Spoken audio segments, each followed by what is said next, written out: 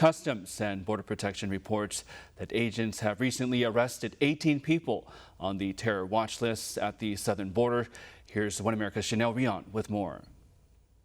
Joining us now is the Senior National Security Fellow at the Center for Immigration Studies. He is the author of Overrun and America's Covert Border Wars, the untold story of the nation's battle to prevent jihadist infiltration. A book written several years ago, Todd. It's now even more relevant as we watch this ongoing conflict in the Middle East.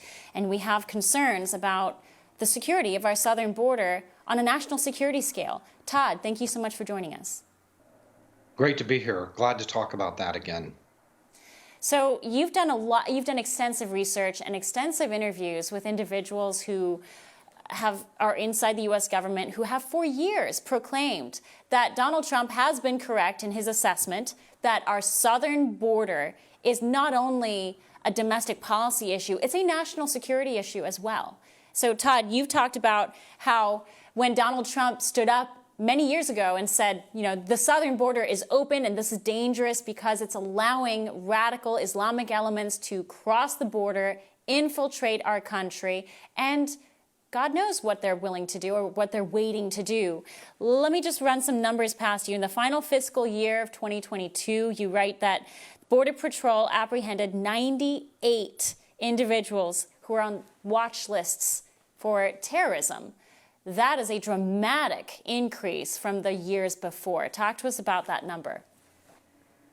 Sure. And if you add the 2023 number, almost 170 more in 2023. So altogether, we're at 270 immigrants caught at the southern border in the last few years who are already on the FBI's terror watch list.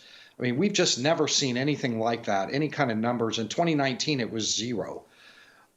So what that tells us is how much has changed at the border since Donald Trump was in office, which is to say that there is a historic mass migration underway that has literally collapsed all of our homeland national security vetting systems that were in place for this purpose.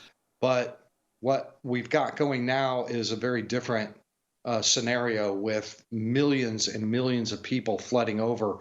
The kind of people that we would normally vet at the border with that are coming from the Middle East, from places like Lebanon and Jordan and Syria and Iraq, people that are very likely to become inflamed at the United States as the war in Israel progresses.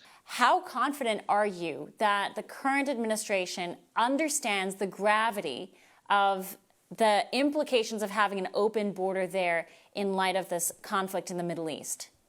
Well, the trick here is when it comes to rooting out potential terrorists coming across the border is to reduce the size of the haystack that you're looking for the needle in.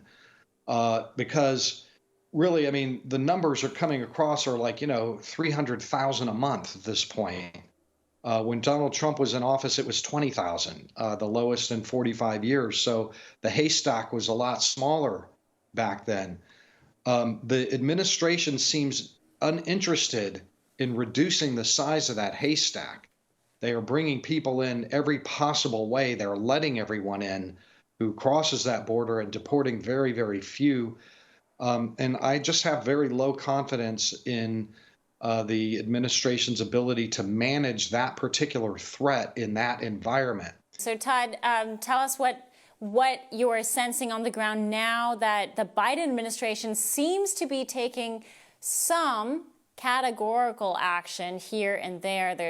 They're saying they're going to rebuild the wall. They're saying things that they were not willing to say even a few months ago. Has there been any noticeable difference in the flow of migrants coming up from through the southern border? Yes, the flow has really changed drastically. It has gone up, sky high through the ionosphere. The numbers are greater than anything even before. I mean, we've broken every record in the history books for the United States at the southern border by far. by millions, we've broken the records.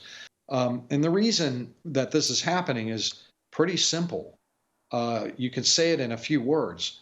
The United States is letting them in to stay. And that's all that matters on the ground if you're an immigrant. They just want to know that I'm going to get in and stay. And if that's the case, I'm coming.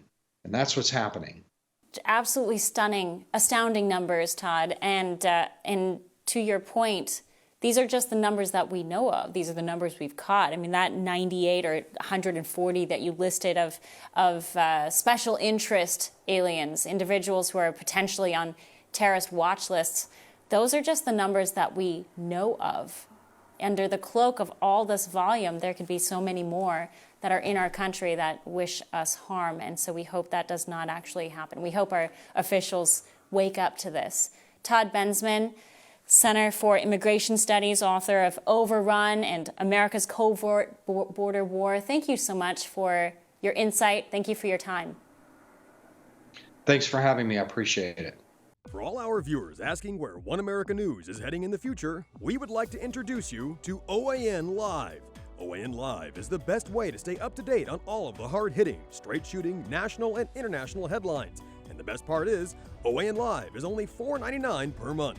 All the credible, honest, unbiased reporting One America News offers at a fraction of the cost of cable. Just go to OANN.com to easily sign up for OAN Live and stay informed.